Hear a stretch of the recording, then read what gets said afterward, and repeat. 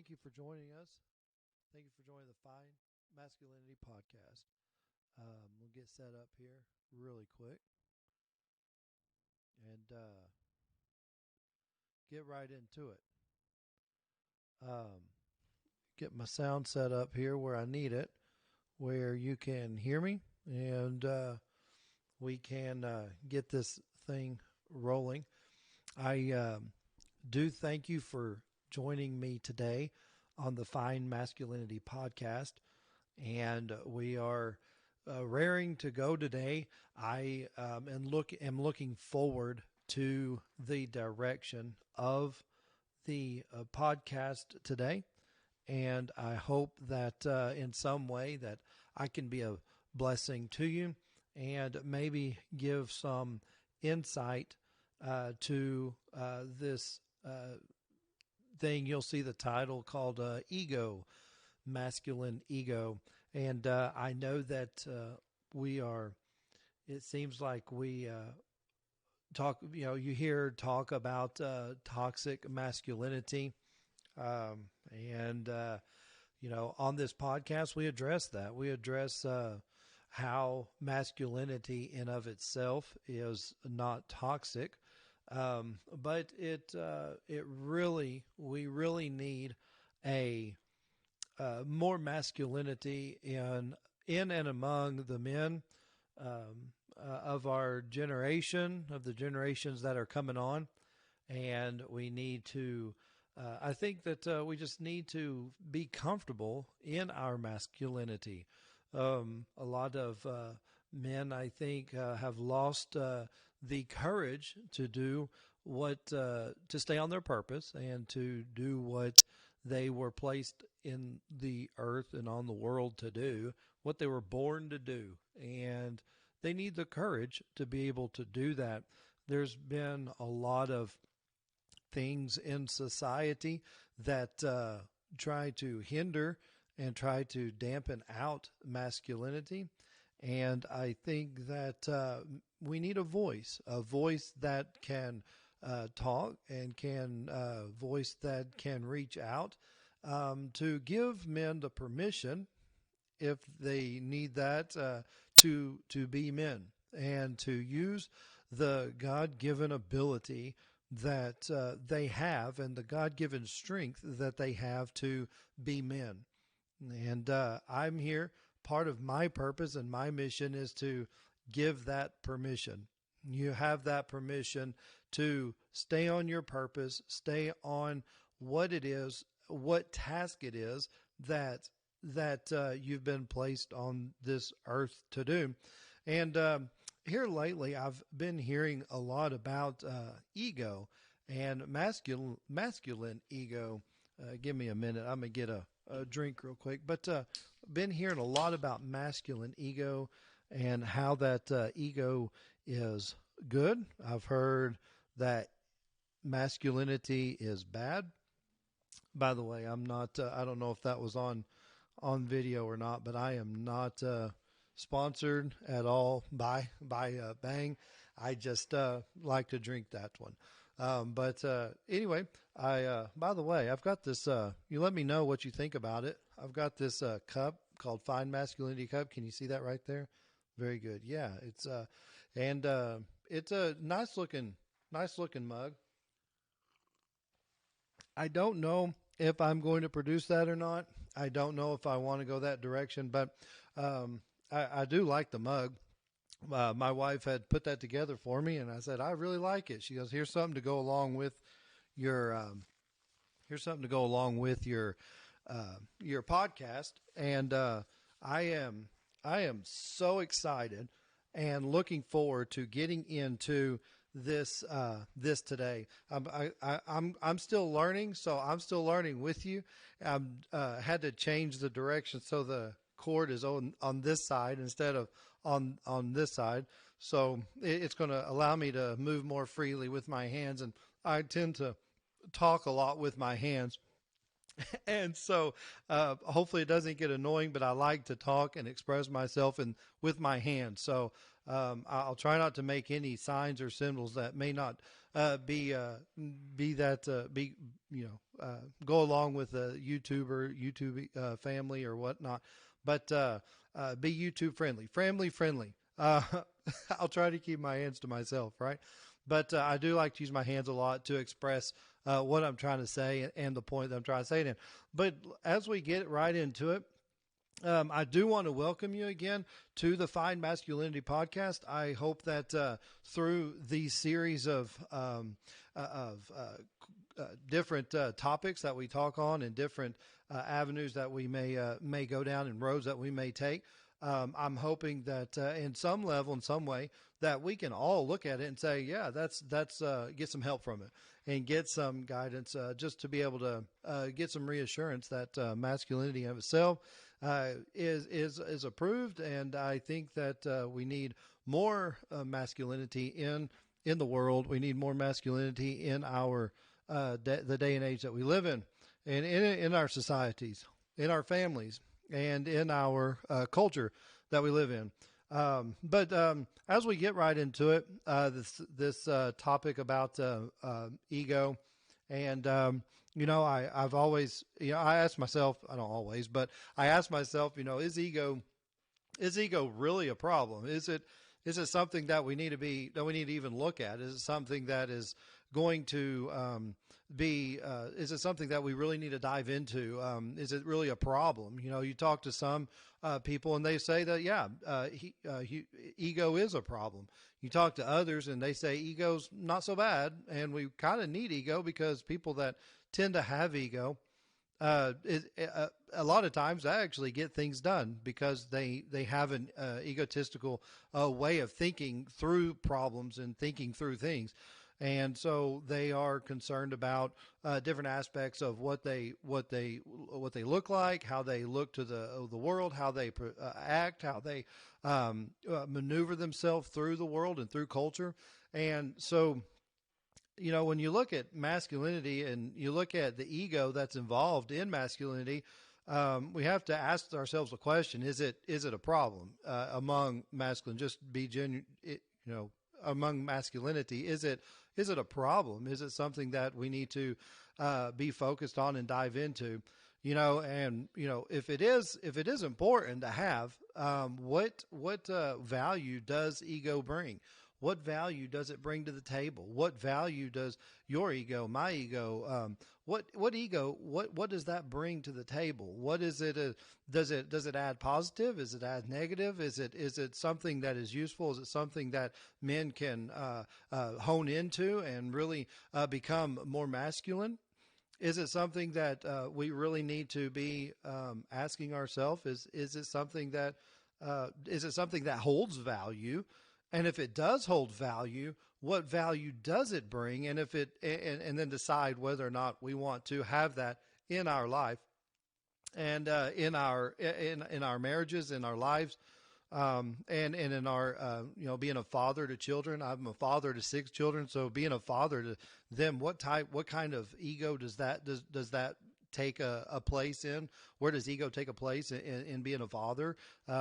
Today is you'll be watching this after, but today is tomorrow's Memorial Day, and but we have Father's Day coming up. This will be this should air before Father's Day, but we have Father's Day coming up, and boy, I'm looking forward to doing next week's episode on masculinity, and then we're going to be diving into what specifically as a father we need to masculinity needs to bring to the table.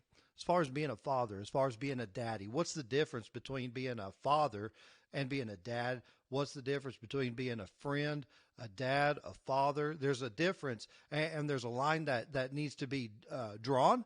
There's a line that I think needs to be considered, and a line that doesn't need to be crossed. And there's a line that I'm not going to go into specifics of it, but really it really needs to make your children need to know. They need to know where you stand, and you need to know where they stand. What value do they have, and what value do they see in you as a dad, as a father? And so we're going to get into that hopefully next week, and it'll air hopefully right before Father's Day. But I wanted to I wanted to go into this a little bit deeper today as far as masculinity. Is it really a problem when we look at ego? Is it really an issue that we need to? And by the talk, when you look at when you hear whether it's on the television, whether it's TV, talk radio, whether it's listening to different uh, media sources on Facebook or Twitter or Instagram. You look at different things and you see how that there's this agenda being pushed and this agenda that's making men look as though they are deficient, that they're deficient mentally, that they're deficient physically, that they're deficient emotionally, and that they have this sense of unawareness about them and have this this weakness about them, and a lot of times in the movies, or whether it's a TV show or movies, you find that a lot of times it seems like the man just doesn't have it together, and it's got to his wife or his spouse or his woman has to step in there and actually take the lead role as far as getting the family back on track. And I think that's being pushed down, especially into our children and our families. And if we're not careful, what'll happen is men will be in fear to actually be able to stand up and be the men that they need to be. And a lot of times when we talk about being the man that we ought to be, I am talking one sense in the fact that there needs to be an amiableness about it, an agreeableness about it, but there also needs to be a strong, robust degree about it. When we look at masculinity, we're talking about the qualities of a man. We're talking about strong, robust, having a masculine body. So having that masculine approach, yes, there needs to be a soft side that we do have, that we can have, but there also needs to be that strength that's there, that when your children see you, that there is strength in this. And a lot of times when we look at strength, when we look at mission, when we look at purpose, what we're looking at is where it comes from. What drives that? What drives the ability for a man to stay on his purpose, for a man to stay on his mission? A lot of that has to do with the strength that he has, that he puts forth, and the way that he puts forth that strength and shows forth that strength and that courage and that masculinity, that coarseness, that braveness, that boldness. The way he does that is through his ego. His ego actually gives him the permission to do that. So in this podcast today, I want to look at what value does ego bring? What value does it bring? If it has any at all, what value does it bring? What are the different types of ego? What kind of egos do we want to look at? There's different types of egos, and I want to get into that. I want to differentiate between ego and differentiate. Sorry, I'm having trouble with that word, but differentiate between ego and pride. There's a difference between having ego and having pride. And you say, well, pride's not all together bad either. You're right. It's not altogether bad. There needs to be a sense of pride. There needs to be a sense of pride in your purpose and in your mission, what you've been put on the earth to do. There needs to be a sense of pride and accomplishment for accomplishing something and doing something. A sense of pride. But what we're going to look at in this podcast is what's the difference between ego and pride. And then I want to delve in just a little bit as how to keep our ego. If it is a problem, if it's not a problem, if it is a problem, how to keep it in check, how to not have an overinflated ego, how to simply understand what ego is. If we don't know what it is, we can't really address it and really can't understand how it influences us or how it affects us every day. And so I want us to all have a definition, a real meaning of what ego actually means. And we know that this podcast is the Fine Masculinity podcast, and we have. I like to define masculinity every episode. The way I define it, the way I look at it, when I say fine masculinity, I'm talking about an accomplished, excellent, amiable man that perseveres in maintaining strength, purpose, and place in society. So, an accomplished, excellent, amiable man that perseveres in maintaining strength, purpose, and place in society. Fine masculinity. We're talking about a man that is excellent, that a man that is accomplished, a man that is amiable, and a man that perseveres in maintaining strength, purpose, and place in society. When we get into this word ego, really it's just a Latin word that means I. A Latin word that means I. It means like I myself, not I as an eyeball, but I, for me. It means me. I. Ego is simply the value one deems himself or herself to possess, exhibit, and add to the various spaces of a person's life. So ego is a value. It means you, it means I, but it also means a value that you deem yourself to have. So men, you have an ego. Everybody should have, there's a certain level of that ego, but let's just substantiate that right off the bat, that every man has an ego. Every man has a focus to some degree on himself. Yeah, I am a Christian and I like to go to the Bible for things that I may not understand. And sometimes I will go there and just pull things out. We know that the Bible actually commands men to love their neighbor as themselves, to love their spouse even as themselves. And so whenever we come to that, we have to have a certain ego about us to even love ourselves, right? So we'll get to that in just a minute. But ego simply means I. It means me, you know.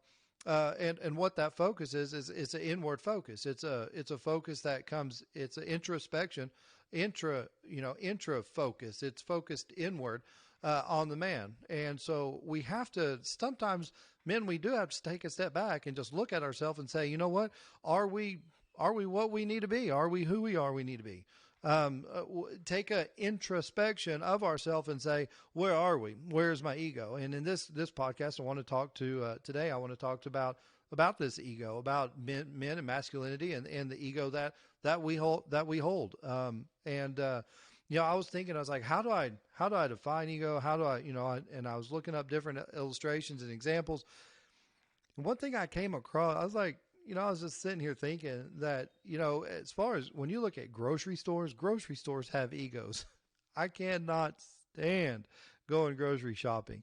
My wife will come ask me if I'll go grocery shopping with her. I said, yeah, occasionally I will. I'll go grocery shopping, but it's a planned event because I have to emotionally prepare myself to go to the grocery store. If I had to go to the grocery store every day, every week, I would lose it. Gentlemen, I would lose it. I would completely lose it. I am so glad that for the most part, my wife goes to the grocery store and purchases our groceries. Because it's a process, especially when you have a family like my size. And I know that some of y'all out there might have larger families, but it's a process. And ladies that are listening, you know that it's a process. You go to the grocery store, it's a process. But one thing I notice when I'm there is the long lines. I mean, you've got some long lines. And normally what happens is you show up and there's 3 or 4 different lanes that are open. And you're in line, and there's probably 5 to 10 people that are backed up in line to purchase their groceries, and then you've got at least 5 to 10 other lanes of cash registers that are open, but nobody's working them. Now you tell me how that. I mean, they want people to buy groceries there, but yet they don't have the enough. I don't know if it's the personnel problem, if they don't have it, but I mean, you're standing in line and you're looking at over there like, if they just open up one more lane, it would take 3 or 4 people to go to that lane and get them through that much faster. You would think that they would want that to get them through as quick as they can to make the experience of grocery shopping, if you want to put it that way, that experience of grocery shopping that much better, and be able to, want to come back. But I mean, good grief.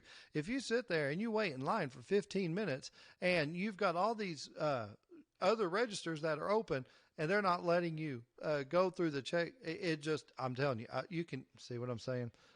There's, I, I do not like. It's not an unknown fact that I do not like to go grocery shopping, but I do occasionally because I want to help my wife out and I want to be the husband that I need to be. But the key word there is occasionally. Occasionally, I'll go wait in the lines. But when I look at grocery stores nowadays, I mean, when you think about grocery stores the way they used to be and the way they are today, they would have a sense of they want you to you can go buy the groceries, then you can come to the register. There's going to be a friendly face there that's going to greet you, and they're going to say, "Hey, how was your day?" And they're going to check your groceries out, and then you can exit. And they might even have a bagger down at the end that's bagging your groceries. You know, when I was little and growing up, there was always a bagger down there. He would always, he or she would always bag my groceries for me, for our family, and bag them and put them back in the cart. And then, of course, we'd have to load them up. But sometimes they'd even send somebody out into the parking lot to load them into the truck for me. And then, of course, we have to take them. But nowadays, you don't see that. They've actually got these self-checkouts. They expect you to do a self-checkout. And so a person literally has to drive to the store, pick out the items on the shelf, put them in the cart, then wait in line to check their own products out, purchase their items, bag their own groceries, load them back into the cart, push the heavy cart back to the car loaded with groceries, load the bags into the car. Don't forget to put the cart back into the cart parking space, because you'll have somebody holler at you if you're not putting it back in the car, in that little space that's designed specifically for carts. Make sure you put your cart in the cart space. Don't put your cart anywhere else but the cart space. And normally, of course, sometimes where we park, normally what happens is I'll find an open parking spot, but that parking spot is nowhere near the cart parking space. And so it's quicker really just to walk right back to the store, put the cart right back where you got it inside the store. Every once in a while, you'll get lucky and you'll find somebody out there in the parking lot that'll be working and picking up the carts and pushing them back into the grocery store. And you'd be like, do you mind? Is it okay? Do you mind? Is that all right? Do you want me to put it in the cart parking space, or do you want me to take it back to the grocery store? They'll look at you like, yeah, I've already got 15 carts, but I'll take one more. And I always tell them thank you so much, because it saves me a trip back into the store, or 10 parking spots down the way, 10 parking spots down the way there to actually put the cart in the cart parking space. And so we have these grocery stores that require you to do all this work, put the cart back into the parking space. Then when you get done shopping, you got all the groceries back in the car, you drive home, you carry the bags into the house. I'm thankful that I have children that I make do that. That is their job. When mama pulls up with the groceries, they are to go out to the car, get the groceries out of the car and carry them into the house, and then help mom put the groceries into the cupboards. But you've got to drive home, you carry the bags into the house, unload the bags, store the groceries in the pantry, your cupboards, your refrigerator, figure out where they go. Me personally, if I buy anything, I have to find different hiding spaces, or my children will get what little groceries that I want. So I have to hide the items that I purchase, whether it's cookies or special things, or I'll put it under the bed maybe. Maybe I'll hide it in my dresser. Now I'm giving away my my hiding places, but still, you've got to hide them. But so here we've got a grocery store that you've got to do basically everything. Now that you talk about a sense of a sense of ego, I think that we're coming to a place where grocery stores have a great sense of They place a lot of value on what they're doing, on the products that they're selling. Groceries. Everybody has to eat. They know everybody has to eat. And so they're putting a lot of value on their products, number one, but then they're putting a lot of value on you actually coming back to the store to purchase whatever groceries again. And I'm sure they've got a whole, they've studied this, and they've tested different, ways of checking people out and selling people groceries to get you to come back. but to, come back to their store. There's all kinds of other stores that you can go to, but they want you to come back to their store. So I'm sure there's all kinds of studies that have been out that they've done to get you to come back to their store. But when you look at it, you look at the sense of ego that they have. They have a sense. They have a sense of them. It's the sense of a sense of themselves, and then they put a value on themselves, and they put a value on themselves and the groceries and the products that they sell.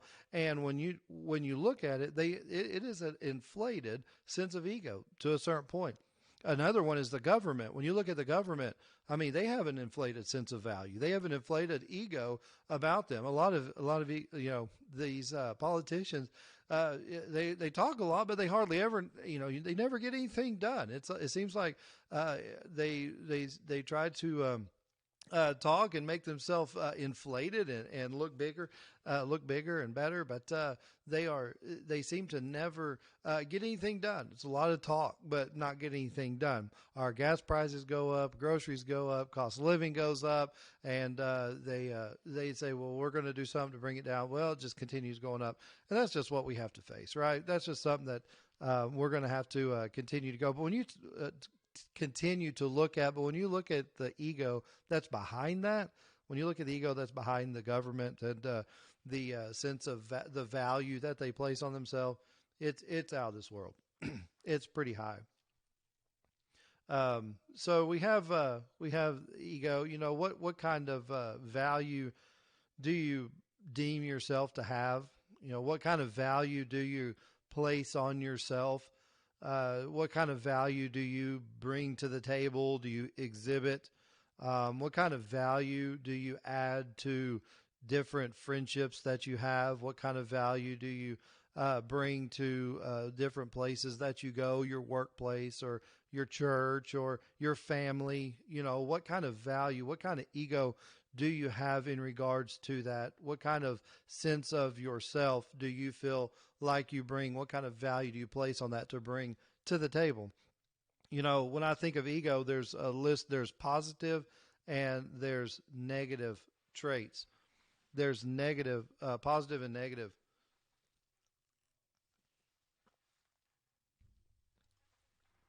When I think of ego, I'm thinking, I look at the positive and negative. I'll get this chord straight here in just a minute, but just trying to learn how to do this. But the list of positive and negative traits, the mannerisms, qualities of ego, while there's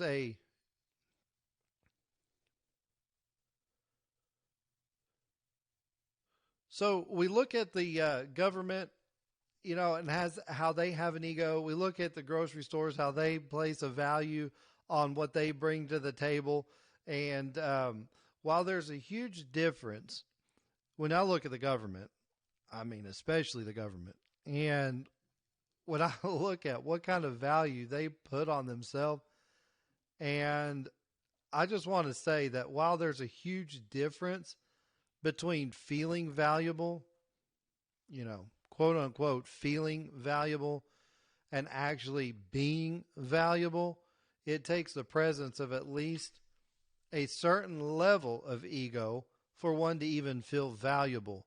So for you to even feel valuable, you have to have placed some level of value on yourself that you bring to the table. So in other words, if you say that you feel like you're valuable, but yet you don't bring anything to the table, if you don't have any value, then there's a difference. There's no value. There's actually an absence of value. Just because you feel like you're valuable, but yet you don't bring anything to the table as far as being valuable, there's a lack of ego there. And so a lack of ego is where there's a lack of sense of yourself, a lack of sense of I, a lack of sense of what do I bring to the table? What can I bring to the table? What do I need to bring to fruition in my life? I think there's a lot of people nowadays that feel valuable, but are not actually being valuable. Do they have what it takes to be valuable? Yes, I believe they do. Do they have what do they have the ability? Do they have the power? Do they have the mentality, the emotion? All that goes into bringing something to the table? Of course, I think a lot of people do, but do they? Do you? Do we bring things to the table? Do we actually bring our value? Do we have a sense of ego, or have we pushed that down so far that now we're very insecure because we don't have any value, because we don't see ourselves that to bring any value to the table? One thing I want to encourage all of us, all of you men out there, to do is I want to encourage you to really look and do an introspection of yourself and find where you are as far as being valuable. What do you bring in the area of value? What do you bring to the table?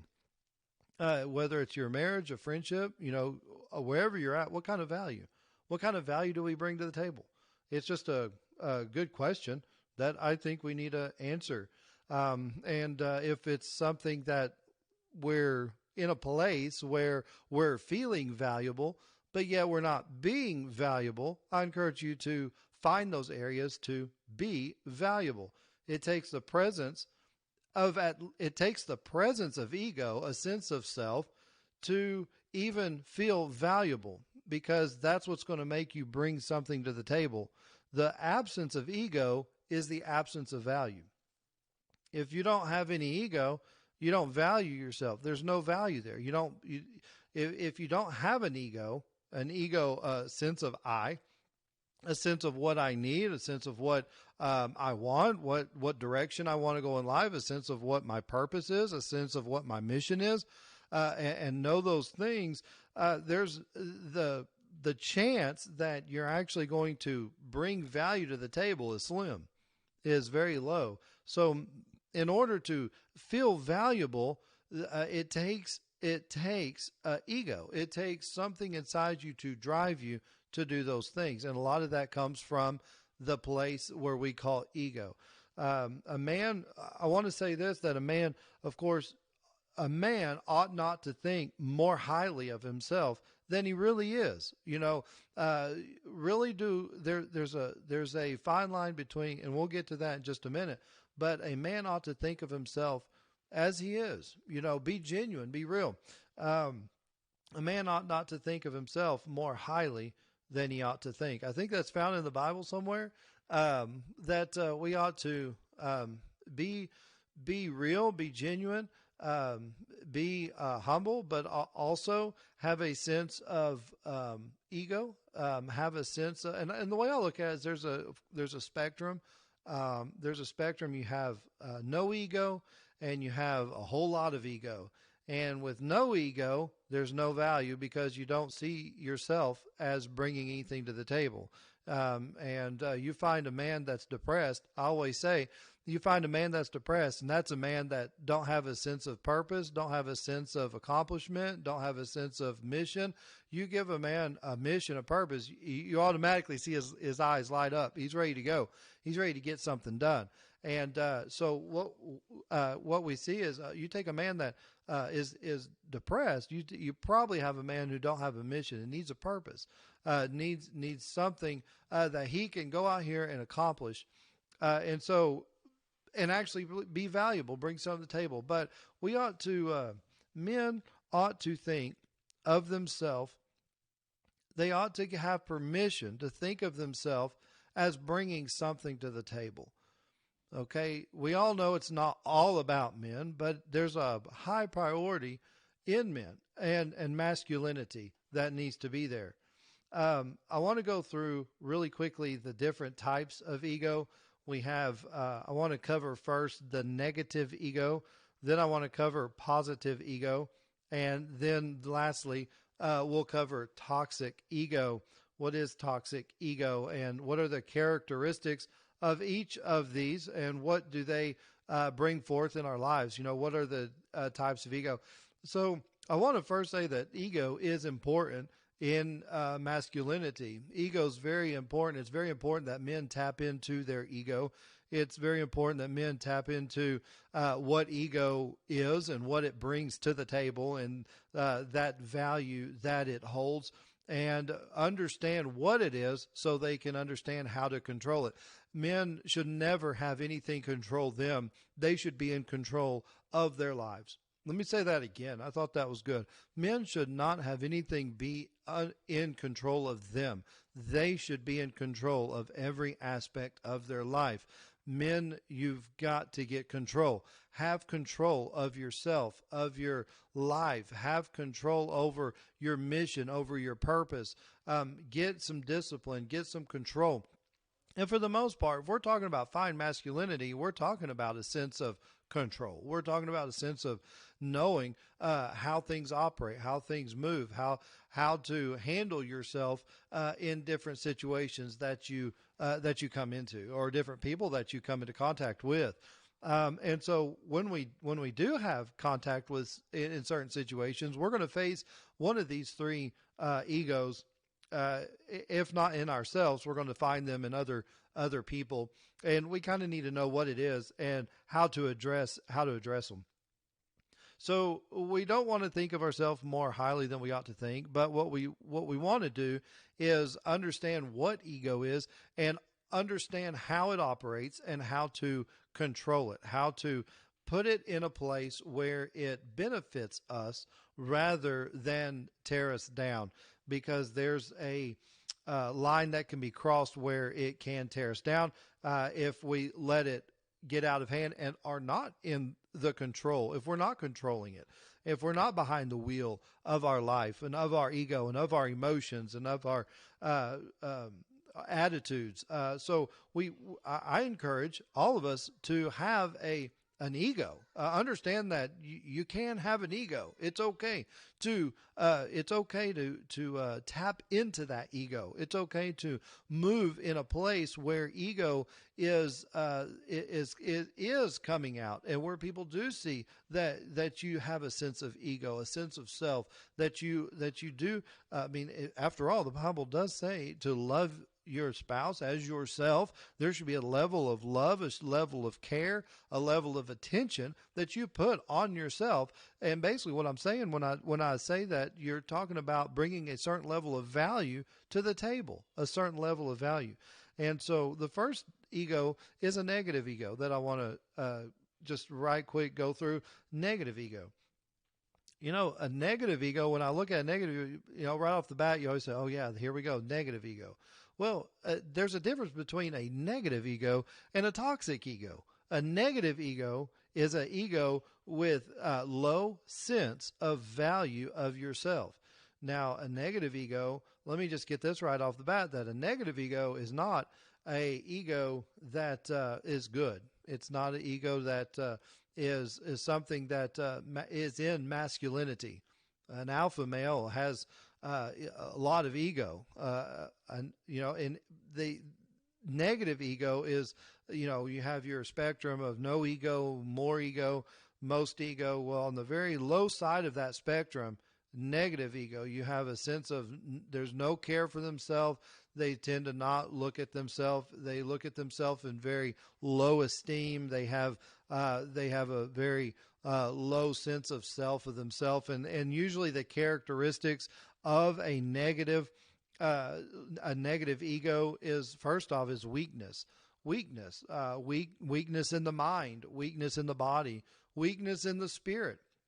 The traits of a negative ego is weakness, not being mentally capable of handling different situations, not being mentally able to step up when you're needed to, mentally speaking. You don't get the education that you need. You don't look at yourself as having any value when it comes to putting your 2 cents worth in, or giving your opinion, or giving your what you see may need to transpire, happen. And so you take a back seat and don't give that opinion, or don't give that idea that might be in your head, or feel confident enough to be able to have that idea and be strong enough to give that idea out. You'll tend to hold that idea. Well, God gave you that idea. You have an idea, and be confident enough in that idea, unless it's a bad idea. And I know that's the fear, right? Well, is this a good idea or is this a bad idea? Is this a good thing to go? Is this a good direction or is this a bad direction? And so because of that, we seek validation in other places. Okay, because they're doing it or because he's doing it or because they're going in that, then I guess that's what, no. We need to understand because their situation might be altogether different than yours. My situation might be different than yours and yours might be different than mine. So when we have a negative sense of ourself, we have a weakness. We have a sense of weakness in our mind, in our body. We don't tend to build the strength that we may need to accomplish the goals in life, the everyday tasks that are at hand, whether you're just a kid going to college or in school, or whether you're a man that's married and has children and has a job. To have that body, that strength, that physical physique that can go out and accomplish things, that can build things, that can construct, that has a sense of building to it, that's able to go out here and build and do and work and get things done and be confident in that. To have a spirit inside you, to have a spiritual strength, this negative ego, when you have a sense of low esteem of yourself, there's a spiritual side of that is always questioning whether or not your spirit is ready to do what needs to be done. So it tends to have, when I talk about a negative ego, I'm referring to, one of the characteristics of that is a weakness, to have a weakness, to be weak. And men should be strong. Men should have strength. They should be robust. They should have a strong mind about them. Men should have a strong body. They should have a strong spirit. Men should have these things. Weakness. So negative ego is really a low self-esteem. Low self-esteem. And so a lot of times when we look at negative ego in a man, I always look at there's weakness there. There's just weakness. The second characteristic is depression. You find a lot of men that when they fail to find purpose in life, when a man fails to find a mission or has no plan or has no mission for his life, you usually find that if a man has a negative ego, they have a lack of sense of self-esteem, and because of that, they lose their purpose in life. They're not involved and very directed at getting a plan or mission for their life. And so because day after day after day, week after week, month after month, year after year, what happens is they look back on their life and they don't have any excellent things that they've done, that they've accomplished, that when you talk about like fine masculinity, we're talking about an accomplished, excellent man that perseveres in maintaining strength, purpose, and place in society. So we have a negative ego, and whenever they don't have that sense of excellence, that sense of self, and have that purpose in life or have that plan or that mission, men tend to get depressed. They tend to get down and they tend to not want to face life. And let me say this, if you're a man out there and you're facing these things of depression, and I know it's a real thing, depression is a very real thing, and I look to help men overcome depression, overcome a sense of low esteem. I like to help men to pull out of that and give them a mission, give them a purpose, give them something that they can accomplish, even if it's a small accomplishment. I mean, I remember one time I was remodeling a house, and I was behind schedule, and I hadn't been doing what I really needed to be doing as far as remodeling this house, and I was feeling pretty down about it because I'd come home and I'd see this work that needed to be done. I'd come home and I'd say, that really needed to be done. That really needs to be done. And, the sleep that I got at night wasn't good because I'd be involved in thinking about, what I needed to be doing, what that I didn't get it done and I need to be doing more. And, I was like, you know what? I'm just going to go in there and I'm going to just do a little bit of remodel. I'm just going to do just a little bit. So I went in there and I accomplished just a little bit. And before long, I had the energy back that I needed. I had the stamina that I needed. And I look forward to completing that task. And so I got involved, and you'll find that that first step toward a purpose, that first step toward a mission, sometimes is the hardest step, but it's the most important step. Because once you get to that step, that next step is easier, and the next step, and the next step after that. And before long, you've completed a task, even when you started with just something small, and you can look at that task and say, I completed it. Even God, when he created the world in 7 days, on that seventh day, he rested. He took a step back and said, you know what? I'm pretty happy with my work. But it took him he did it in little chunks. He did a lot because he's God, but he did it in little segments, one day at a time. He took one day at a time. And before long, 6 days to be exact, 7 days, he created the whole universe, the whole world. And so weakness and depression are things that inside masculinity can bring about a feeling of low esteem. It can bring about a low sense of purpose, a low sense of no plan. Getting a plan is depression. The other thing that walks hand in hand with that is anxiety, low self-esteem, negative ego, having a low sense of yourself, bring about anxiety. It brings about constant concern or uneasiness toward an uncertain future, an uncertain future event that may or may not happen. When you think of anxiety, you're looking at things that, well, I don't know about it. It looks like it might come, but I don't know if it is going to come. And if it does come, am I to a place where I need to be to overcome it, to take it down, to face it? Am I in such a place mentally? Am I in such a place physically or spiritually to be able to face those things? And so it brings about a sense of anxiety. If someone has low ego, a negative ego, a low sense of self, you're looking at somebody that has high anxiety. You're looking at somebody that they look at the future of what may or may not happen. We don't know what's going to happen. We don't know if we're going to be able to rise to the occasion because we don't even know what's going to happen. So we look to plan for events, plan your work your plan. We plan to look in the future and say, okay, I wish I could, if I can manage this, if I can calculate what it's going to be like when it gets here, then I can plan for that, and I can accommodate myself to be able to push through that, whether it's a trial, an obstacle, or just something that needs to be done. I can push through that, but I can plan. But sometimes things men, things hit us from nowhere. They come out of nowhere, out of left field, and we look and say, well, where did that come from?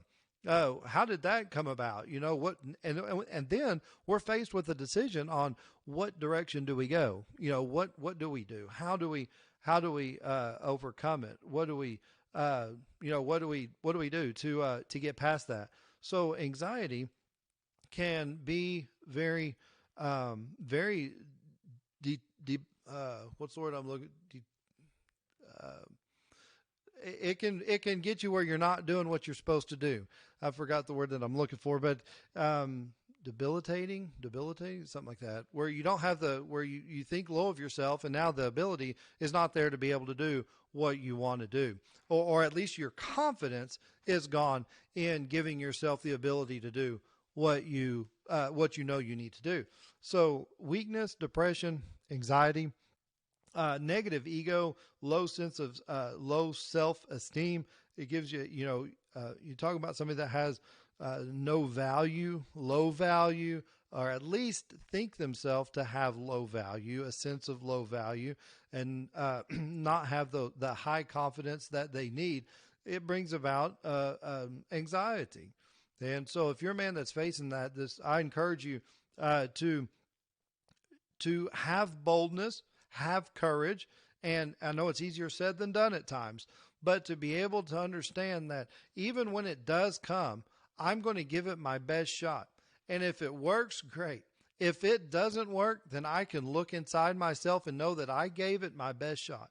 And at least if I give it my best shot, if I give it my best, if I give it my, my all, then if something negative comes about out of that, at least you have learned from that failure and you can move forward. And when it comes again, now you know what works and what doesn't. Okay, so now you're going to be able to have that boldness. You're going to be able to have that consistency where you can say, you know what, I know what worked before when I hit this area in my life before. Now, because I attacked it and I know that doesn't work, so I'm not going to do that. But I am going to try this, and before long, you'll have won, and you'll be winning, and you will overcome that, whatever that is in your life, and you won't have an uneasiness towards that situation or that uncertainty towards whether or not you're unapt or you're able to take on that event or that situation, whatever it may be. Anxiety, another trait of low self-esteem, negative ego, is non-trusting, just not being trusted, not trusting. Now, when I'm talking about non-trusting, I'm not talking about trusting others. I'm not talking about trusting others or not being able to trust others. What I'm talking about is trusting yourself. People with low self-esteem with a negative ego, tend to have low trust of themselves. Almost sometimes even to not even trust in themselves. To be able to trust themselves, to trust your own judgments. To trust the judgment that you have to be able to move forward, to trust your accomplishments. What kind of accomplishments have you done in the past that are going to help you in the situation ahead of you, the direction ahead of you. Trust yourself, trust your accomplishments, trust that those were, a lot of times questions come into play where you look at those accomplishments and you say, well, that compared to what they did, this accomplishment is nothing. I don't trust that this accomplishment will get me through this because this was this small. And at the time, though, if you remember at the time, that accomplishment was big to you. It was something of size. It was something that you had to overcome. And you accomplished that, but now you're facing something that seems even bigger than what you had before. Well, it may be, but it may not be either. It may be just something that's there that needs to be accomplished, and you can accomplish it the same way as you did the one before, with courage, with boldness, with determination, and with confidence. You can go into that and you can trust your judgments that you made before. You can trust your judgment, your sound judgments, especially if it's judgments based on the Bible, based on God's word. You can, and based on, you can trust those judgments. You can trust those to work out in the end. Is it always going to be, sunshine and roses? No, it's not. But is it going to be blessing in the end? Is there going to be happiness? Is there going to be completion? Is there going to be an excellence in that completion of that task? Of course there is. Yes, there will be. But non-trusting, your emotions, you should trust your emotions. A lot of, if you have negative self-esteem, a lot of times men in particular will not trust their emotions. They don't want to listen to their emotions in the first place. But there'll be a lack of trusting in the emotions that they have. Let me tell you this, gentlemen, always, always, always go with your gut feeling. Your gut feeling is there for a reason. It's there for a purpose. It's there for to help guide you, to help, if you're not a Christian, if you don't have the Holy Spirit, you don't believe in God and all that, at least trust your emotions. Trust your gut feeling, because your gut feeling 99% of the time is the right way, 99% of the time. So trust that gut feeling. Trust those emotions that you have. If you feel like something's going wrong, something's probably going wrong. If you feel like something's going right, probably something's going right. And trust those emotions. Just remember that things are never as good as they never as good as they seem to be. Okay. Things are what they are. So talking about negative ego, we are talking about having low self-esteem and not trusting your emotions, not having that emotional insight to be able to say, I'm going to trust my emotions. I'm going to trust what is what it's telling me. What is my gut telling me? What is my emotions telling me at this point? And understand that more than likely that is going to be the right thing to look at, because your emotions a lot of times just telling you what is up. It's telling you this is what you need to be aware of. This is what you need to be focused on, are these things. So trust your emotions. The last thing, negative ego, the last trait that I'll get into is low expectations. Low expectations of yourself. Low expectations of yourself to you don't expect much. People, as men with low negative ego, low self-esteem, tend to have low expectations of themselves. They don't expect much of themselves. They don't expect much in the way of mentally processing things, problems, being able to have a sense of criticalness, to critical thinking skills. They just have low expectations generally overall. They have a low expectation of their physique. They have a low expectation of their process, of their achievement. They don't expect that they're going to be able to achieve much. They don't expect that they're going to be able to provide much. They don't think of themselves that they're going to be able to protect much. Protection and provision are like the two primary things that men should do, especially with a family, is to provide and to protect. Those are like the two big things in a man's life. And whenever there's low expectations that are there in a man's life, they always there's not much to be expected. I mean, there's just not an expectation that things are going to happen, because they're not in a place to be bold. So I encourage all men that if you have a sense of low sense of self, a low negative ego, I encourage you to understand where that's coming from, figure out where it's coming from, and then fix it. Get counseling, get help, get somebody that can talk you through those things, that you can become the man that you want to be, that you more than likely you need to be, to have strong mind, body, and soul and spirit, to have the opposite of a negative ego, which is going to be the second type of ego, which is a positive ego. Negative ego, we have the traits of a negative ego, which is weakness, depression, anxiety, non-trusting of yourself, of your judgments, of your emotions, non-trusting of your accomplishments, low expectations of yourself, low expectations of the outcome in your life. You should have high expectations for yourself. And that's where ego comes into place. If you have a sense of high ego, you're going to have a sense of accomplishment, of high expectations of yourself.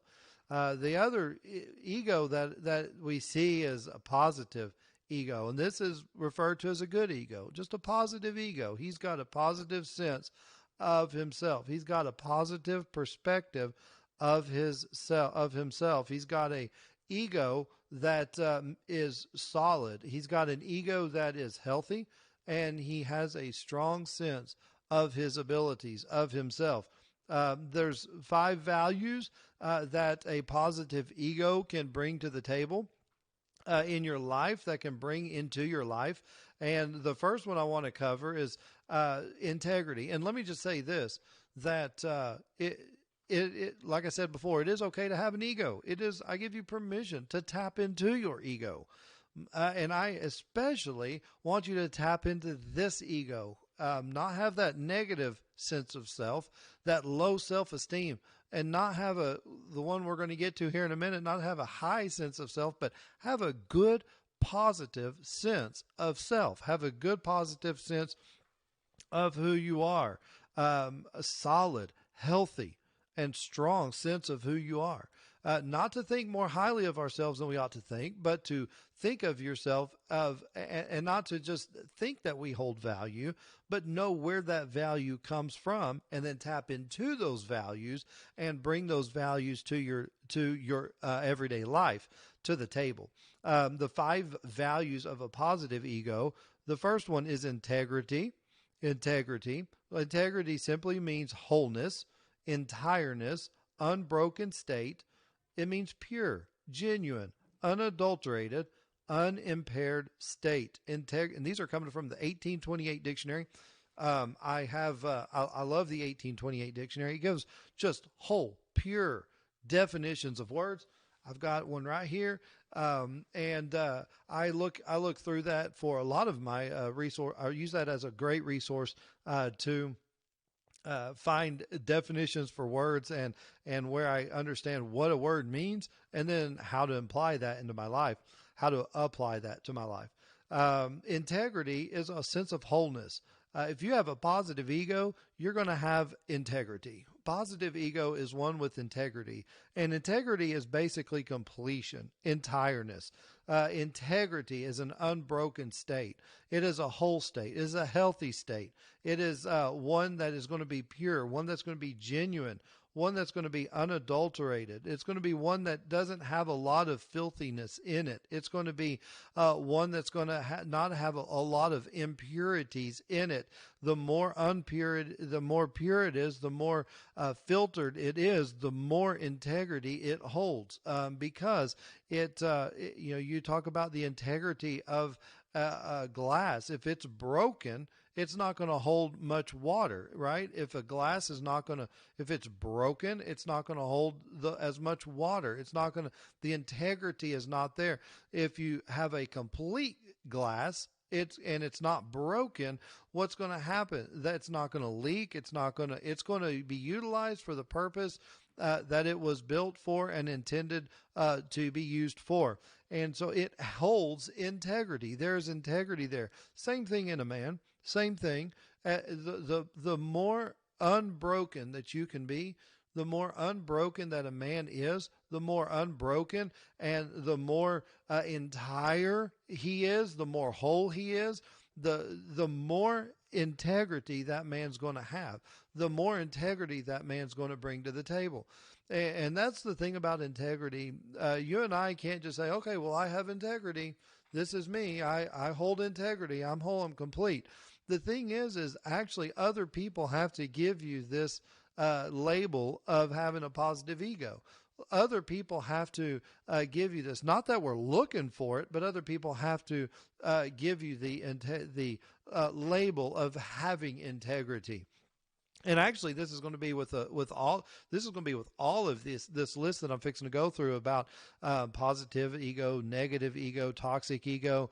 All of this is actually labels that actually, by what you do, by how you do it, is going to be placed on you by other men, by other people. And so we want to be in an unbroken state. We want to be in a pure state. We want to be in a genuine, where we're real, where we're whole, where we don't need the validation, although it does take validation. A lot of times it does take other people giving that label to you.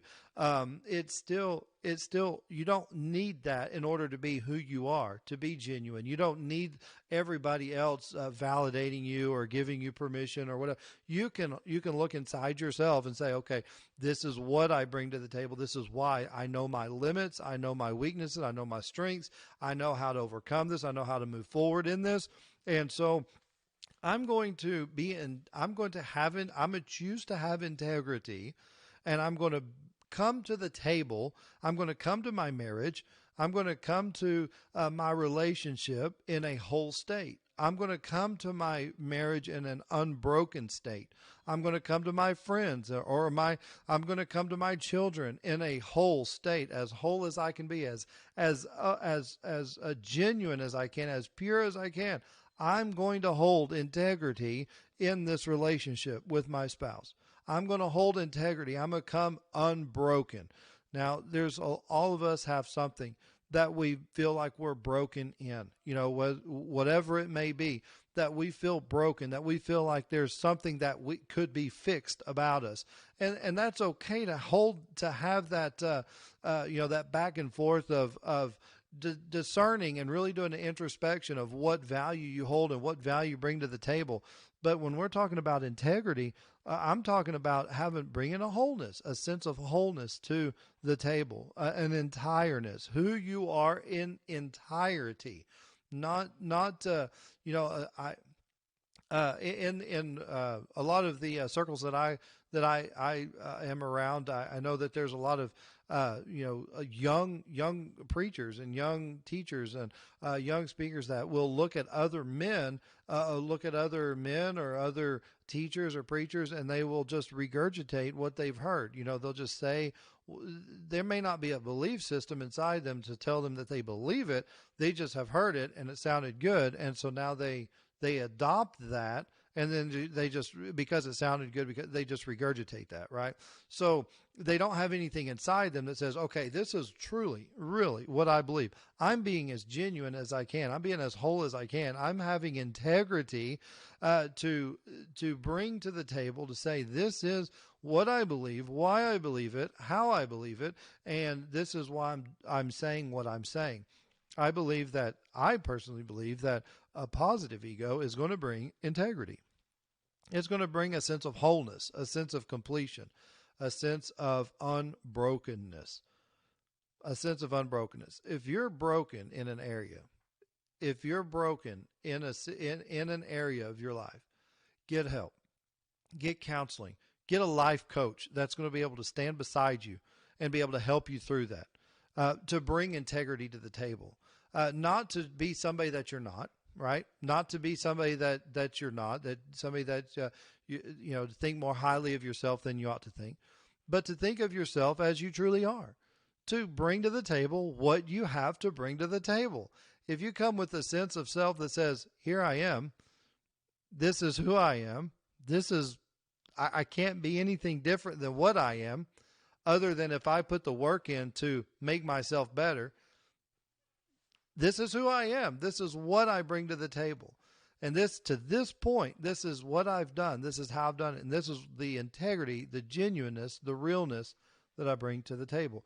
So we're going to have integrity. When you see a man that has positive ego, it's a man that holds and has integrity. The other thing is accountability. Positive ego will bring about a positive ego will bring about accountability, being able to be held liable to answer for your conduct, for your actions. You have accountability. You hold yourself to be liable for your conduct, for the way you act, for the way you talk, for the way you speak, for what you say. You hold yourself accountable. If you mess up, you say you mess up. If you do right, you take a sense of pride and saying, I did right. I did the right thing. It worked out for me this time. It worked out. I actually passed the test. I actually did what I was supposed to do, and it all worked out. But I'm also, when those things fail, when I do those things that I'm not supposed to do, and bad things happen in my life, I understand, okay, because I made this choice, because I made this action, I'm going to hold myself accountable. I'm going to hold myself accountable for the conduct of that choice that I personally made. Nobody else made me make that choice. Nobody else made me do that. Nobody held a gun up to my head and said, okay, this is the direction you go in. This is what you're going to do, or else. No, it's a decision and it's a choice that I made. And so because it's a choice that I made, I'm going to have to understand that I have to take accountability for the outcomes of that choice. Every choice has an outcome. You may be out there wondering, why am I in the situation that I'm in? Well, let's look back at the choices that you made. Let's look back at the choices that you have made, and those choices are going to have an outcome. Those choices are going to have a consequence. And if it's a positive choice, then those are going to have positive outcomes. If it's going to be a negative choice, then those negative choices are going to have negative consequences and negative aspects that it's going to bring into your life. But accountability, either way, whichever direction that goes, whether it's a positive or negative, you still are able to take accountability as a man for the actions that you choose. Nobody's making you do what you're doing. You say, well, yeah, Adam in the Garden of Eden, his wife made him eat of the fruit. No, he didn't. She didn't make him eat of the fruit. He chose to eat of the fruit. He made a decision, and then he suffered the consequences of that decision. Men, you're the same way. I'm the same way. We have a decision we have to make, and that decision is going to bring about a consequence for that decision. And it's up to you, and it's up to me, it's up to us, the men, to take accountability for that. Now, I'm not accountable for, I'm not accountable for everybody else. I'm accountable for myself. I'm accountable to myself. Positive ego is going to bring integrity. It's going to bring accountability. Being able to hold yourself liable for your conduct. Now, the other thing is, you're going to be able to be held accountable not only for your actions, but you're going to, and you're being self accountable, but also being accountable when other people, when you've maybe done wrong to somebody else or be wrong to them, then you hold yourself accountable to get that right, to fix it, to try to fix it, at least to be able to say, this is, if you did wrong, to go and say, okay, be able to apologize. That's something that's missing in masculinity. You say, well, masculinity uses their apologies few and far between. Well, they do. Men will use their apologies few and far between.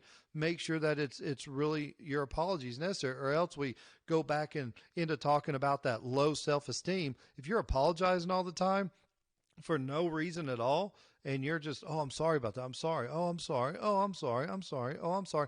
A lot of times that is because you have low sense of self-esteem. You have a negative ego, and a positive ego is going to decide, okay, if I've really done somebody wrong, if I've really messed up in a situation and I need to apologize, I'm going to apologize, but I'm going to use those apologies very sparingly. I'm going to make them very pointed, very direct, and I'm going to apologize, but I'm going to apologize because it's really needed. It's something that I'm holding myself accountable. They have brought the situation to me and said, because of your actions, this happened. And they're holding you accountable. And instead of making the decision to run away, now we're going to face it. We're going to have courage and boldness to face that problem, whatever it is, and hold ourselves accountable.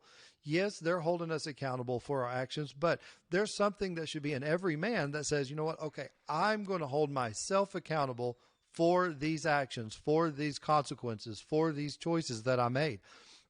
Accountability, being able to be held liable for your conduct. For your conduct. Men, you have a choice to make. I have a choice to make. We have a choice to make.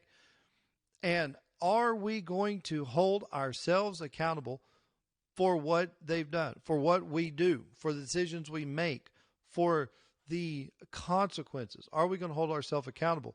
If you're going to have a positive ego, you will. Not only when I look at positive ego, we have integrity, we have accountability. The third thing is diligence. Normally what we find in positive ego is we find diligence. What is diligence? Well, diligence is a steady application in business of any kind. Steady application.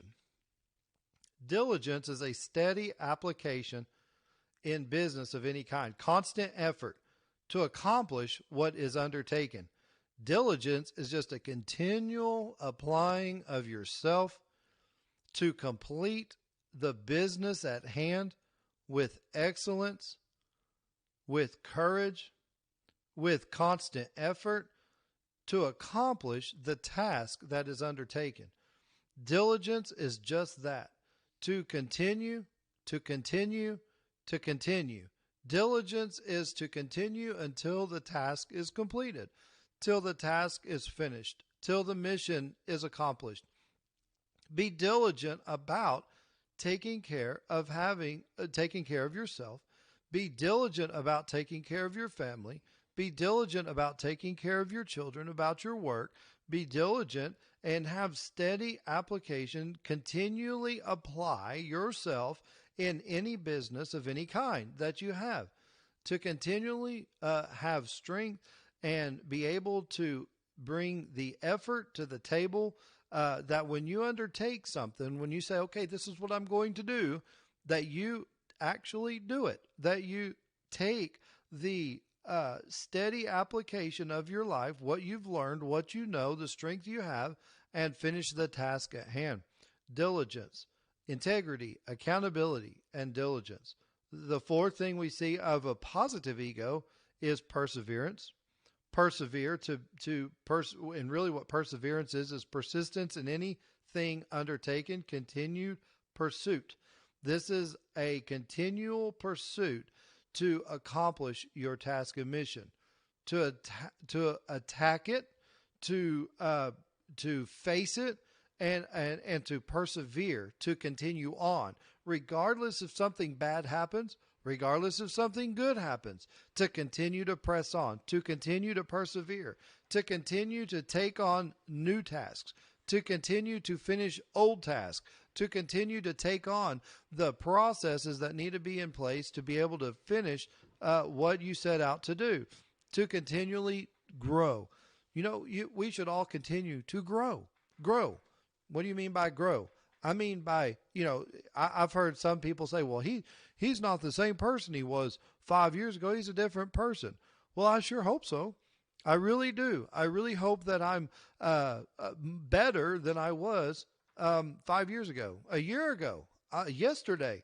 I want to continue to grow. I want to continue to move and accomplish things and grow in my personal life, in my Christian life, in my mental life, in my married life. I want to continue to grow. I want to continue to improve on myself. How can I be better? How can I accomplish more things? How can I be more persistent? How can I have more perseverance? To persevere. And then the last thing that we see in positive ego is discipline. Discipline. You see a man that has a positive ego, he's going to have discipline. Discipline. The ability to control one's feelings and overcome one's weaknesses. The ability to pursue what he thinks is right despite temptations to abandon it. Let me read that again. The ability to control one's feelings and overcome one's weaknesses, and the ability to pursue what one thinks is right despite temptations to abandon it. So when you know something's right, you know a direction to go. You say, well, I know a direction to go, so I've thought about it. I've planned it out. I have my purpose. I have my mission. I need to meet these goals. I need to accommodate these different situations in my life. And now I need to overcome my weaknesses, whatever they may be. If I have low self-esteem, if I have a negative ego, I need to face those weaknesses, and I need to understand where those weaknesses come from, improve upon those weaknesses, and now pursue what I think is right, despite of any temptations that I may have to abandon it. That's one thing that's going to come in our life is temptations to abandon our mission, to abandon your purpose. There's going to be things in your life that come that you're going to look at and say, okay, this is a temptation. And oftentimes it doesn't just come right out of the blue and say, hello, I'm a temptation. But it doesn't present itself that way, right? A lot of times temptations will present themselves as something that is good for you. Is something that, that might work out if I go that direction. But it doesn't oftentimes work out. It's just a temptation for you to get off your purpose and off your mission and off your plan. But discipline will overcome that temptation. Discipline is what you know is right to do. And even though the temptation may come in your life, you understand that as long as that I have discipline, as long as I'm disciplined in my walk for God, as long as I'm disciplined in my marriage, in my personal life, in my convictions, as long as I'm disciplined, I will accomplish and I'll overcome it. A man that's disciplined in losing weight is going to continue to lose weight. A man that's disciplined in building strength is going to continue to build strength. He's going, regardless of the temptations to abandon that. A man that's going to have bad feelings towards a person is going to be able to overcome that because has discipline to be, when he knows his weaknesses, he's willing to address those weaknesses and through discipline improve upon himself and improve in those areas of his life that he needs to improve on to pursue what he knows is right. The ability to control his feelings, the ability to control his attitude, the ability to basically take control, like I said earlier, is nothing should control a man. He should be able to control every aspect of his life in one way or another. He should be able to control his self. And so we have a negative ego and we have a positive ego inside masculinity. And the last one we have, and we'll get into this in future podcasts, I'm sure. But then we have the toxic ego. The toxic ego. What is the toxic ego? Toxic ego is the inflated sense of one's value. Inflated sense of one's value. Toxic relationship is a relationship characterized by behaviors that are emotionally, mentally, and physically damaging to their partner. The toxic ego is the one that when we say, oh, he's got toxic masculinity, that man's got ego. He's got, well, this is what they're referring to right here. We have to understand that there's a negative ego, there's a positive ego, and then there on the very far, your left, my right, toxic ego, there is this thing of toxic ego. Toxic relationships. When I say there's no such thing as toxic masculinity, there's not. There's only toxic relationships. There's men who are toxic. There's men that are toxic. But when you're talking about masculinity, like we talk about masculinity, and like we define masculinity, like I define masculinity, it's not toxic at all. It actually brings value to the table. But if a man does have toxic ego, an inflated sense of one's value, that relationship that he has is characterized by behaviors that are emotionally, mentally, and physically damaging to their partner, to the person they marry, to their friendships, to their acquaintances. That toxic ego, that inflated sense of value. And that's why I said earlier, a man ought not to think higher of himself, a man not to think of himself higher than he actually is. He needs to understand where he's at, what value he does hold, what value he does bring to the table, and understand that he needs to have to be genuine, to have integrity, I guess is the word that we went through earlier. Integrity, to have be entire, be genuine, be whole. But the toxic ego is actually a fractured, very fractured ego. It's emotions. One man's emotions is going to be fractured and going to be broken. It's not going to have integrity. It's not going to be accountable. It's not going to have diligence or perseverance or discipline. It's going to be void of all of those. It's actually going to be very, it's just going to be very toxic. So let's get into it. What is a toxic ego? Well, it's an inflated sense of one's value.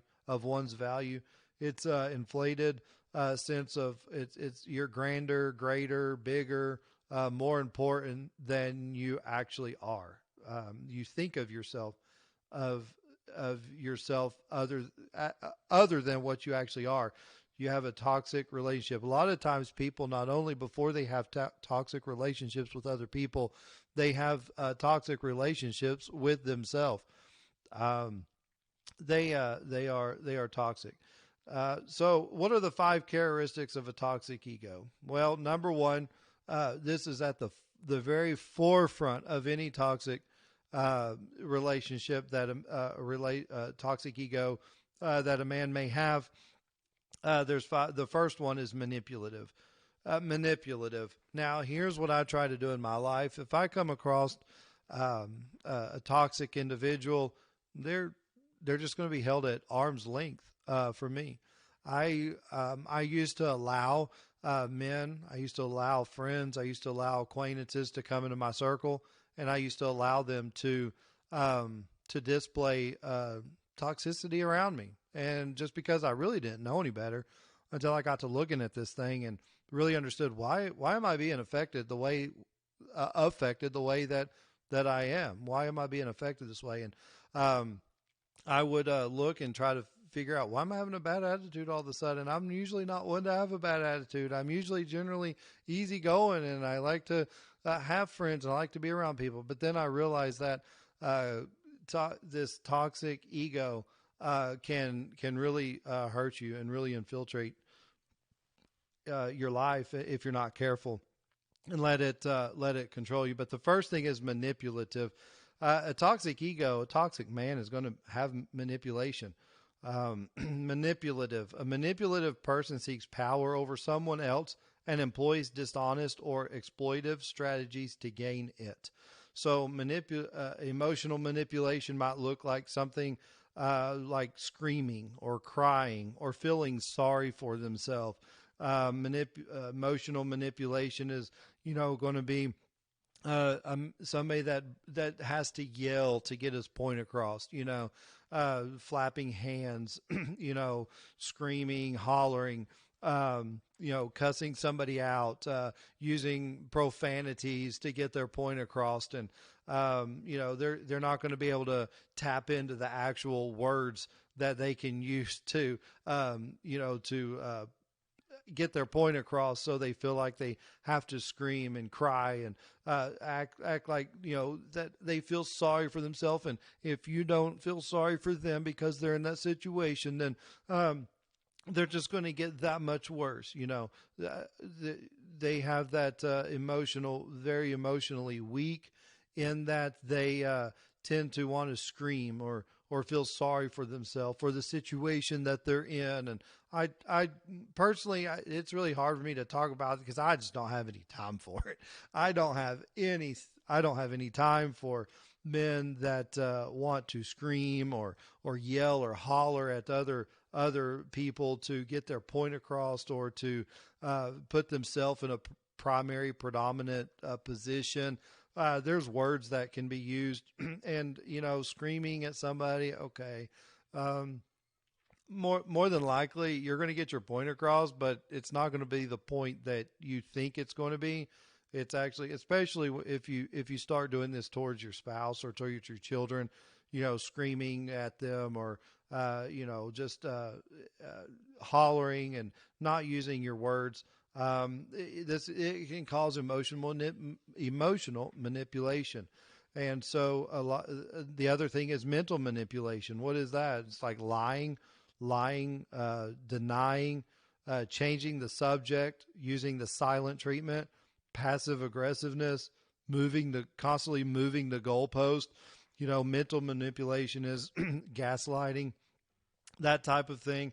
Mental manipulation is just saying what you think that you saw, you really didn't see, or what you think somebody said, they didn't really say that, when actually or their intention was really that.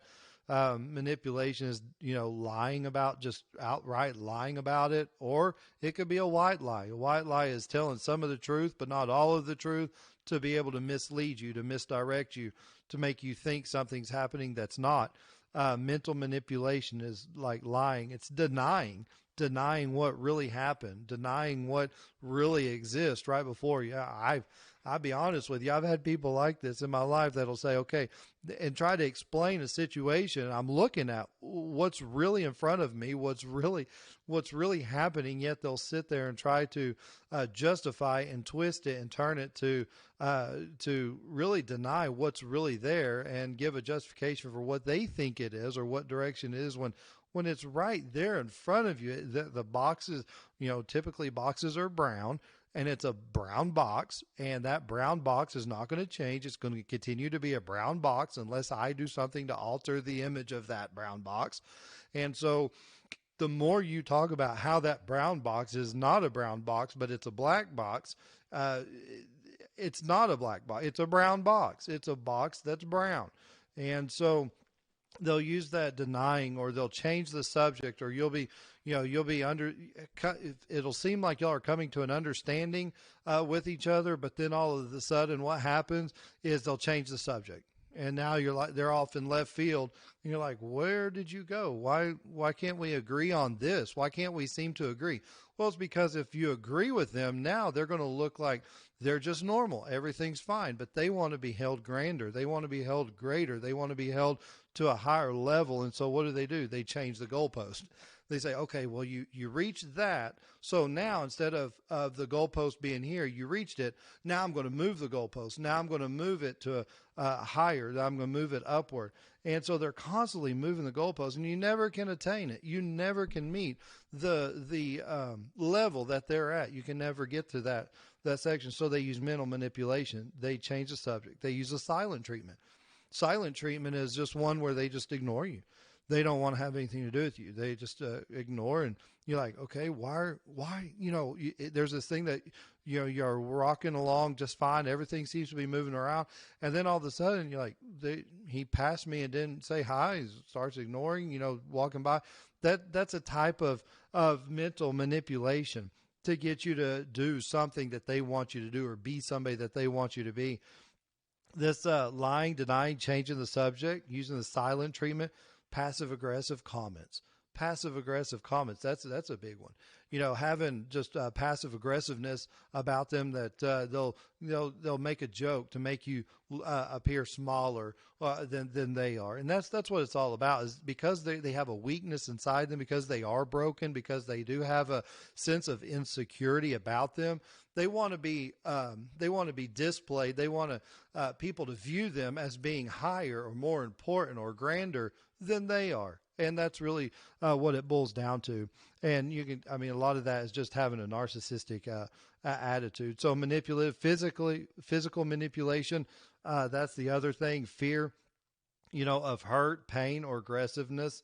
I'm here to say that if you are a male out there, and you tend to use these tactics, these physical manipulation, mental manipulation, emotional manipulation, I encourage you to seek help. I encourage you to seek guidance through these things, because there's something inside you that is broken, and it needs to be fixed. It needs to get some help, but there's never any reason, for, and we're going to get into this in this podcast, is why men become aggressive towards their spouse, or becomes aggressive towards their partner. We're going to get into it. Because that's what we do on this Fine Masculinity podcast, is we get into the nitty gritty of things, and we're going to get into the nitty gritty of these manipulations, and these manipulations that toxic ego may bring to the table. But the other thing is, not only is it manipulative, a toxic ego brings about a controlling aspect. It's their way all the time. Usually when you find a man that has toxic ego, you're talking about a man that wants his way all the time. He can never, ever do anything somebody else's way. It has to be their way all the time. Not only that, but they refuse to accept blame. They always demand to be heard and at the center of attention. Not only are they controlling, there's a lot that I could talk on that, but not only are they controlling, but they're negativity. And they always will come at you with, you will never achieve that goal. You might as well forget that. How could you do X, Y, and Z? How could you do this, that, and that? Or they might say something like, why do you think that? How can you think that? How can you think that way? Negativity. Always bringing negativity to the table. Not only that, but self-centered. Or character trait of toxic ego is being self-centered. Always, and self-centered always comes out this way. It comes out as defensive. They think themselves superior. They think themselves opinionated. They devalue others.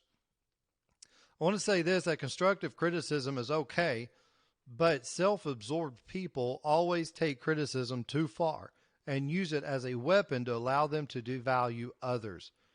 Insecure. That just means they hide their insecurities behind a cloak of success. Constructive criticism, a lot of times self-absorbed people will take that criticism too far. They will continue to criticize, and they'll be like beating a dead horse over and over, and they'll bring it up years later down the road. Well, you remember when, or you remember how, and they will take it too far and use that as a weapon to devalue other men, or devalue their spouse, or devalue their children. But really, it all boils down to that they're insecure. They hide their insecurities behind a cloak, behind a facade of success. They say they've had success, but they really don't. The truth is that no matter what sort of success they have, they will always feel inadequate internally. Internally, they're broken. So they'll always feel inadequate, and so they have to put on this persona that puts them above everybody else, that puts them higher, grander than everybody else. But they'll always feel inadequate internally. While they may appear successful or confident based on appearances and external achievements, internally, these type of people that are self-centered have fears relating to their image and how others view them. So they look at their image and they say, okay, I'm going to be this way when I'm at the house. I'm going to be this way. But then they will take that too far and they will say, okay, this is how I want others to view me. But they'll do it in a way that has self-centeredness behind it. They'll always be defensive. You try to criticize them. They don't mind criticizing you, but you try to give them a little critique and say, hey, maybe this should be a little different. Maybe you shouldn't be so mean to the waitress, or maybe you shouldn't be so mean to your spouse, or maybe you shouldn't be so hasty to make judgments about that person when you don't even know them. Well, they come back with they'll come back at you like a house of fire, and you can't. They don't mind criticizing everybody else, but don't you dare criticize them. It's a sense of insecurity. And then the last thing we have with a toxic ego, an inflated sense of oneself, is judgmental. And here we go. They'll criticize. They'll justify their wrongs. They have pride. They hurt, or they bring hurt, or they have anger. Judgmental, just always judging, always being judgmental, always criticizing, always justifying their wrongs. Whatever they do wrong, they always justify it. They have too much pride. They bring hurt. They have hurt inside them, and they bring hurt out. Hurt people hurt people. You've heard that before. That hurt people, hurt or anger. So those are the characteristics of a toxic ego. You have manipulation, you have controlling, you have negativity, you have self-centeredness, and you have judgmentalness. And so we'll get into all of this here in just a minute. But so we'll get into this. What is integrity? What is accountability? What is diligence, perseverance, discipline? And these types of egos that can be in men. But when you think about masculinity, that positive ego that we talked about, that's where masculinity holds itself. That's where it holds itself true to, is the positive ego, where we talk about integrity, accountability, diligence, perseverance, and discipline.